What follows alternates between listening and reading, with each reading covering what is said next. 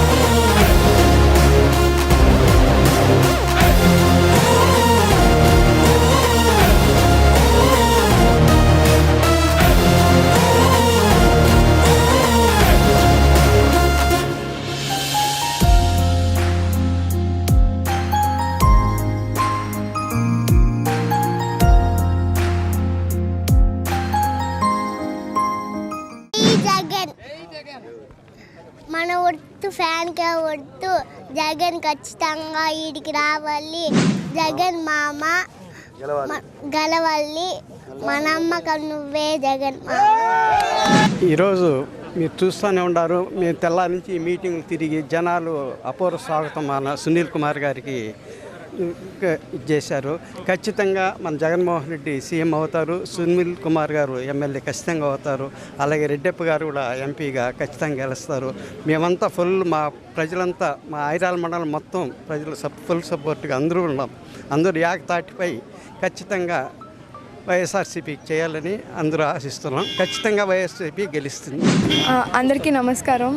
ఇప్పటి వరకు ఏ సీఎం చేయనన్ని మార్పులు సీఎం గారు ఈ 5 ఏళ్ళలో 2 ఏళ్ళు కోవిడ్కి పోయినా మిగతా 3 ఏళ్లలో ఆయన చేశారు. అమ్మఒడి, నాడు నేడు అనుకుంటూ చాలావే చేశారు ప్రజలకి. అలాగే ఈసారి కూడా వచ్చే 5 years టర్మ్లో కూడా ఆయన ఖచ్చితంగా ఇంకా ఎక్కువ చేస్తారు. దానికోసమైనా నాన్నగారిని గెలిపించాలి. అందుకే నేను నాన్నగారితో పాటు క్యాన్వాసింగ్కి వచ్చాను. ఈరోజు ప్రచారంలో భాగంగా ఐరాల మండలం ముదిగోళం పంచాయతీకి రావడం జరిగింది. అట్లాగే తిరుపతిగారిపల్లి పంచాయతీకి కూడా వెళ్ళొచ్చాము. అన్ని చోట్ల కూడా ఈరోజు ప్రజలంతా కూడా ఒక పండుగలాగా, ఒక జాతరలాగా అటువంటి వాతావరణంలో మా కోసం ఈరోజు సుస్వాగతం పలుకుతూ జగన్మోహన్ రెడ్డి గారికి మద్దతుగా ఈరోజు మా 100 మంది పల్లెల్లో ప్రతి ఒక్కరు కూడా రావడం జరుగుతోంది. ప్రజలంతా సిద్ధంగా ఉన్నారు ఈరోజు జగన్మోహన్ రెడ్డి గారిని మళ్ళీ ముఖ్యమంత్రిగా చేయడం కోసం. ఎందుకంటే ఇది ప్రజలు చేస్తున్నటువంటి యుద్ధం. జగన్మోహన్ రెడ్డి గారు చెప్పినట్లుగా ఇది పెత్తందారులకి, పేదవాళ్ళకి జరుగుతున్నటువంటి యుద్ధం. కాబట్టి ప్రతి పేదవాడు కూడా ఈరోజు యుద్ధానికి సిద్ధమయ్యారు. ప్రతి పేదవాడు తన ఓటు హక్కు, ఓటు ఆయుధంతో ఈరోజు యుద్ధానికి సిద్ధంగా ఉన్నారు. రాబోయే సోమవారం భారీగా పోలింగ్ జరుగుతుంది. ఖచ్చితంగా మేమంతా కూడా జగన్మోహన్ రెడ్డి గారు ముఖ్యమంత్రి చేసుకునేంత వరకు ప్రజలంతా సిద్ధంగా ఉన్నారు. ఇటు చూస్తున్నాము ఎంత సంతోషమైన వాతావరణంలో ఉంది. ఎందుకంటే ఈరోజు అభివృద్ధి వాళ్ళ కుటుంబాలకు చేరింది. ఈరోజు అభివృద్ధి అనేది వాళ్ళ పిల్లల భవిష్యత్తులో కనబడుతోంది. వాళ్ళకి వచ్చినటువంటి ఉద్యోగాలు కానీ, వాళ్ళ అవ్వాతాతలకు ఇచ్చినటువంటి పెన్షన్ కానీ ప్రతిదీ కూడా వాళ్ళకి సంక్షేమంగా వాళ్ళు చేరాయి. కాబట్టి వాళ్ళు సంతోషంగా ఉన్నారు. ఖచ్చితంగా ప్రజలు ఫ్యాన్ గుర్తుకు ఓటేస్తారు. ముఖ్యమంత్రిగా జగన్మోహన్ రెడ్డి గారు మళ్ళీ సంక్షేమ పరిపాలన తీసుకొచ్చేదానికి ప్రజలు. నా స్ట్రెంగ్త్ ఏం లేదండి. గతంలో నేను 5 సంవత్సరాలు పనిచేశాను. ఎమ్మెల్యేగా నా నిజాయితీ చూశారు. ఎమ్మెల్యేగా నేను ప్రజల్లో తిరిగింది, వాళ్ళ సమస్యల పట్ల పోరాడింది ప్రజలకు తెలుసు. ప్రతి గ్రామంలో నేను అందరికీ పరిచయస్తూనే ప్రతి గ్రామంలో కలిసి పనిచేశాను. ప్రతి గ్రామంలో ఉన్నటువంటి ఆ రోజు ఉన్నటువంటి సమస్యలు లేదా ఆ రోజు జరిగినటువంటి తెలుగుదేశం పార్టీ జరిగిన అవినీతి మీద పోరాడిన వాళ్ళమే మేమంతా. సో అందరూ కూడా కలిసి వస్తున్నారు. నేను చిరపడుతూనే ఏ కుటుంబం ఏ గ్రామంకి వెళ్ళినా కూడా నాకు తెలిసినటువంటి కార్యకర్తలు ఉన్నారు, తెలిసినటువంటి ప్రజలు ఉన్నారు.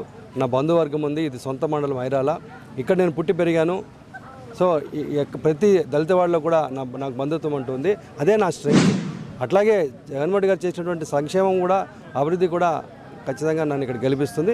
నేను చాలా నమ్మకంగా విజయవంతం అవుతామనే ఉద్దేశంతో ఈరోజు చాలా సంతోషంగా ఉన్నాము. అట్లాగే ఇక్కడ జిల్లాకు పెద్దిరెడ్డి గారు ఉన్నారు. ఆయన ఈ 5 సంవత్సరాల్లో ఆయన ఆధ్వర్యంలో చాలా అభివృద్ధి జరిగింది. సో ఒక చిన్న ఎగ్జాంపుల్ చెప్తాను.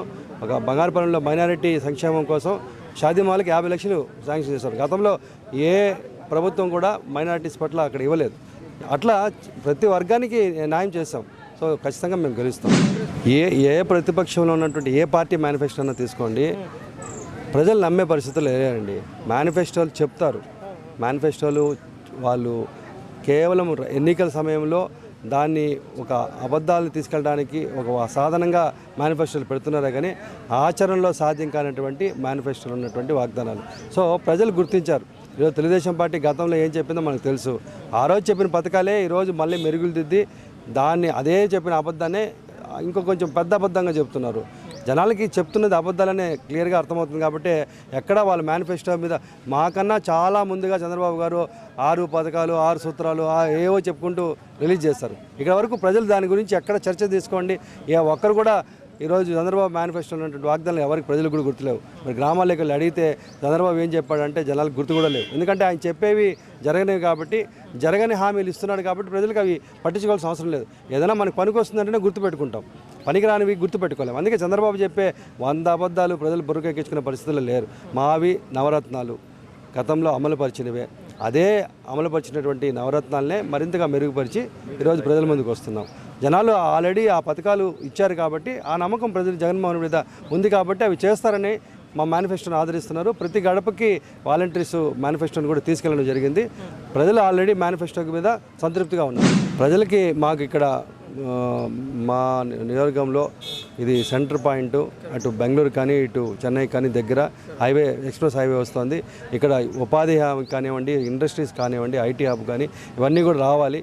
ఖచ్చితంగా రాబోయే రోజుల్లో 5 సంవత్సరాల్లో ఇక్కడ ఈ యొక్క ఐటీ హబ్ ఏర్పరచడం ద్వారా కానీ ఇండస్ట్రీస్ రావడం వల్ల యువతకి పెద్ద ఎత్తున ఉపాధి కల్పించాలనుకుంటున్నాం. అలాగే మామిడి పంటకి మంచి గిట్టుబాటు ధర రావాలి. పాడి పంటలకి మంచి ఇంకా కూడా పరిశ్రమలకి మరి ఇండస్ట్రీస్ దీనికి రావాలి. సో ఇవన్నీ పల్ప్ ఫ్యాక్టరీస్ ఇంకా కొన్ని ఇప్పటికే కన్స్ట్రక్షన్లో ఉన్నాయి. కొన్ని పల్ప్ ఫ్యాక్టరీస్ రావాలి. గిడ్డంగులు పెడదాం అనుకుంటున్నాం. చాలా పథకాలు ఉన్నాయి. చాలా అభివృద్ధి కార్యక్రమాలు చేయాలని ఆశతో ఉంది. ఒక నమ్మకం ఉంది. దాని మీద నాకు కూడా ఒక మంచి ఆలోచనలు ఉన్నాయి. నిరూపిస్తాం. మహిళలు ఈరోజు ఆర్థికంగా ఎదగాలని చెప్పి జగన్మోహన్ రెడ్డి గారే స్వచ్ఛందంగా జగన్మోహన్ రెడ్డి గారే వాళ్ళకి వేస్తున్నారు. డైరెక్ట్గా వాళ్ళ అకౌంట్లోకి వేస్తున్నారు. సో మహిళలు సంతృప్తిగా ఉన్నారు. వాళ్ళు ఇంటికి వాళ్ళకి ఇచ్చే ప్రతి రూపాయి సద్వినియోగం చేసుకుంటారు కాబట్టి వాళ్ళకి జగన్మోహన్ రెడ్డి గారు డైరెక్ట్గా లబ్ధి చేస్తున్నారు. వాళ్ళు కూడా జగన్మోహన్ రెడ్డి మీద నమ్మకం ఉందండి. ప్రజలకు నేను ఒకటే, పోతులపట్టు నియోజకవర్గ ప్రజలందరికీ కూడా నేను ఒకటే విజ్ఞప్తి చేస్తున్నా. గతంలో పనిచేసిన అనుభవం ఉంది, విద్యావంతుడిని, కష్టపడే మనస్తత్వం ఉంది, మీకు మంచి చేయాలనేటువంటి తపన ఉంది నాకు. కాబట్టి దయచేసి పోతులపట్టు నియోజకవర్గ ప్రజలందరూ కూడా నన్ను ఆశీర్వదించండి. ఫ్యాన్ గుర్తుకు ఓటు వేసి గెలిపించండి. మీ అందరికీ ఒక మంచి నాయకుడిగా, ఒక మంచి ఎమ్మెల్యేగా పనిచేస్తాను. మీ అందరి కుటుంబాలతో కలిసి పనిచేయడానికి నేను ముందు ఉంటాను.